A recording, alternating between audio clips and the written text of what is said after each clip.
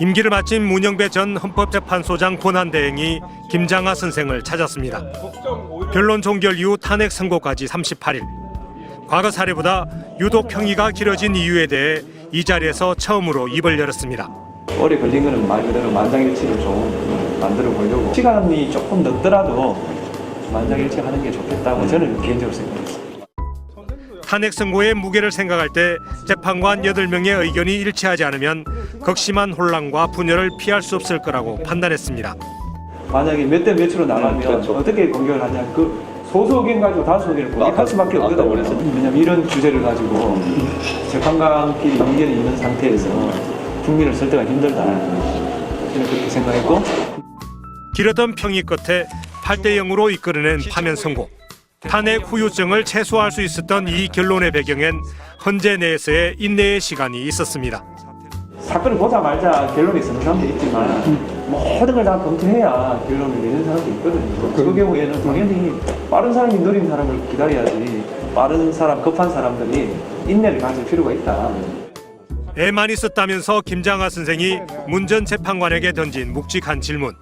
다수결 이견이 민주주의 꽃이라고 그러는데 원하는 소수가 조용한 다수를 지배한다. 그걸 어떻게 해석해야 될 거야? 문 전 재판관의 답은 다시 민주주의였습니다. 요란한 소수를 설득하고 다수의 뜻을 세워나가는 그런 지도자가 나타날 거라고 저는 생각합니다. 그런 체제가 가능한 게 저는 민주주의라고 생각하고 우리가 대한민국 민주공화국의 주권자로서 우리가 가진 주권을 위임해서 맡겨놨더니 그 권력과 우리가 맡긴 총칼로 세상에 국민을 죽여버리겠다. 우리가 나라를 완전히 독차지하겠다. 이런 생각을 어떻게 할 수가 있습니까? 이 내란 사태는 그 사람들이 욕심을 부리고 지금 당장 혼란이 생겨서 문제가 아니라 모두가 함께 살아가는 민주공화국이라고 하는 거, 민주주의라고 하는 거, 국민이 나라의 주인이라고 하는 사실을 100% 완벽하게 부정하는 행위입니다. 절대로 용서해서는 안 됩니다. 그렇죠? 그런데 아직도 이 내란이 끝나지가 않았어요.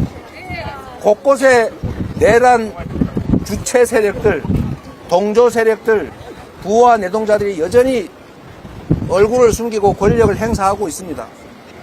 그들이 그 직책에서 마땅한 해야 될 일을 안 하고 그 권력을 이용해서 자기들의 사복을 채우고 누군가를 제거하고 이 나라 민주주의 법과 절차를 다 훼손하려고 하고 있지 않습니까? 우리가 결코 용서해서는 안 됩니다. 그렇죠?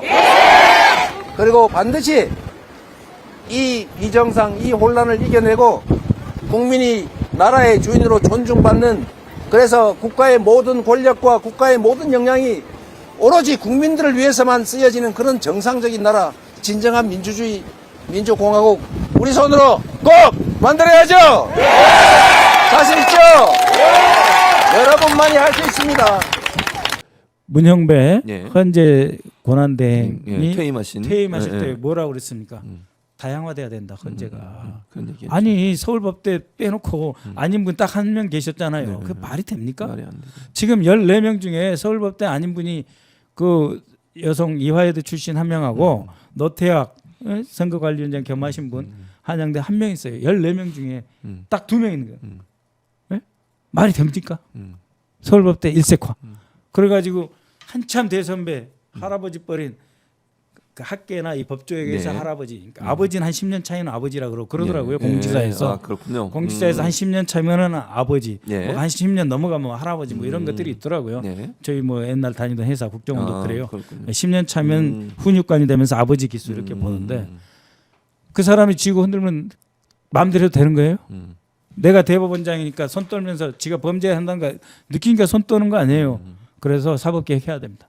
반드시 해야 됩니다. 해야 된다. 네, 그래서 이 문형배 그 헌재 재판장 말대로 사회 각층을 어느 정도는 알고 대변하는 사람들이 헌재 재판관에 들어와야 된다. 네. 라는 말도 있고. 그리고 민주당이 사법부 대선 개입 저지 특위를 예. 만들겠다, 예, 만들어서 그렇습니다. 대응한다라고 예. 얘기했고, 예. 그다음에 청문회, 그러니까 조희대 대법원장을 불러서 청문회, 국정조사 특검 해야 된다 이런 얘기했습니다. 이것도 예. 추진할 거죠.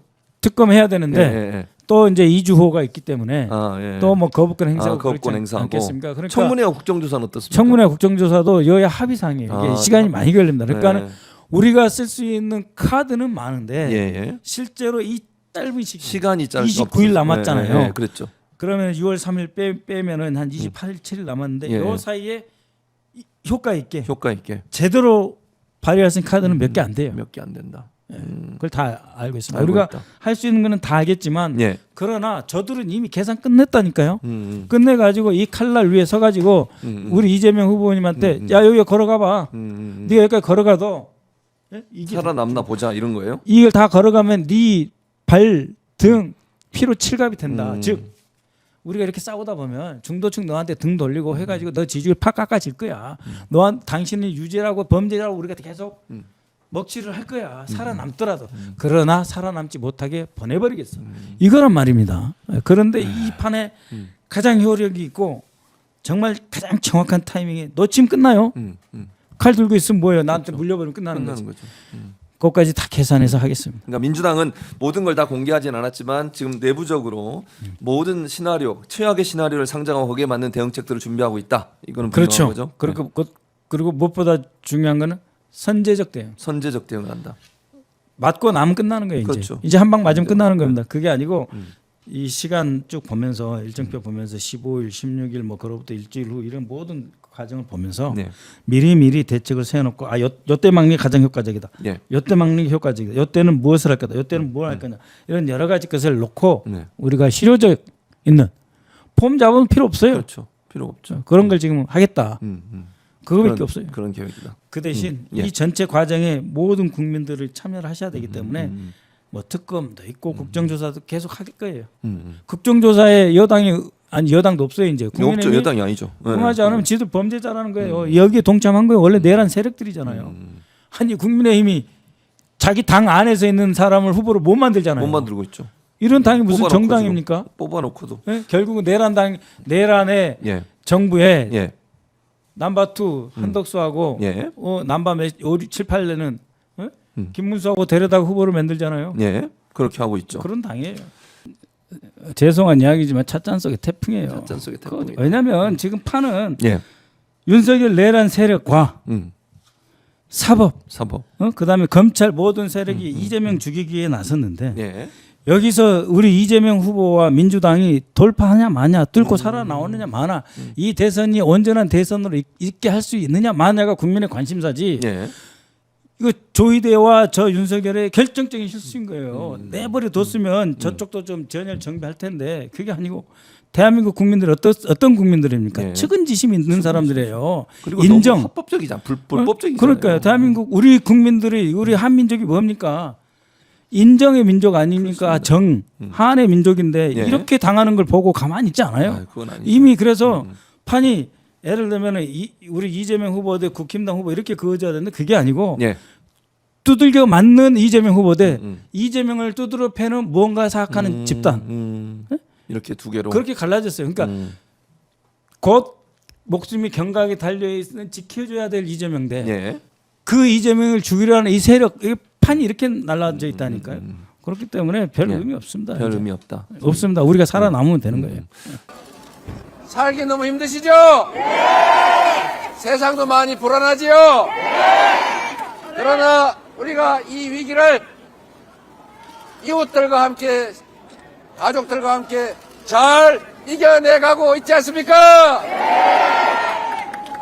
비록 지금은 우리가 어려운 상황에서 미래가 불안하지만 지금 우리가 내란을 이겨내왔듯이 해방된 식민국가에서 해방된 나라 중에서 유일하게 산업화도 민주화도 성공한 위대한 대한민국을 만든 정말로 위대한 국민들 아닙니까?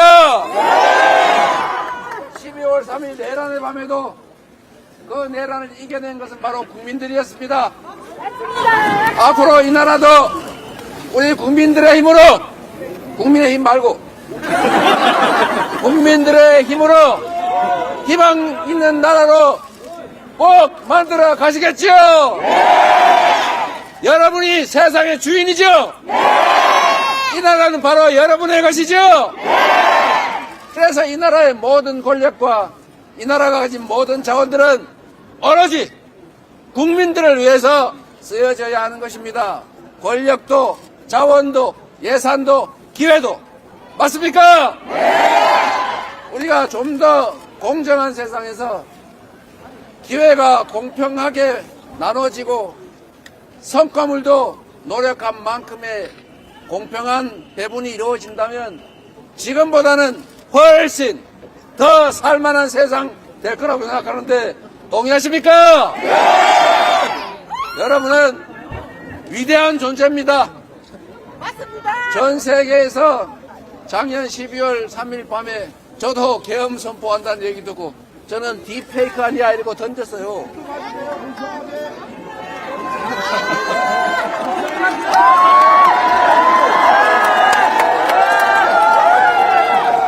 (12월 3일) 밤에 여러분 계엄을 선포한다는 그 동영상을 보고 아 이거 진짜네 처음부터 생각한 사람이 있었겠어요. 다 처음에는 장난인 줄 알았죠? 저도 가짜인 줄 알았어요.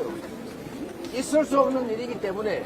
그런데 그게 사실 현실이었잖아요. 근데 그걸 본 전 세계인들이 대한민국을 뭐라고 생각했겠습니까? 저 후진국이라고 생각하지 않았겠어요? 맞습니다.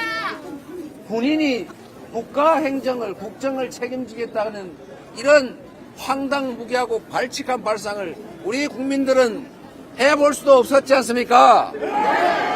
근데 그 일이 실제로 일어났지만 그런데 전 세계인이 더 놀란 것은 그런 거죠. 저 현실 권력의 친위 군사 쿠데타를 응원봉을 뜬 우리 국민들이 피 한 방울 흘리지 않고 가게 유리창 한 개 깨지 않고 깔끔하게 제압했다는 것입니다. 위대하지 않습니까? 우리의 그 위대함으로 새로운 나라를 희망 있는 나라를 진짜 대한민국을 꼭 만듭시다. 여러분은 위대한 대한민국을 만들 위대한 대한국민입니다.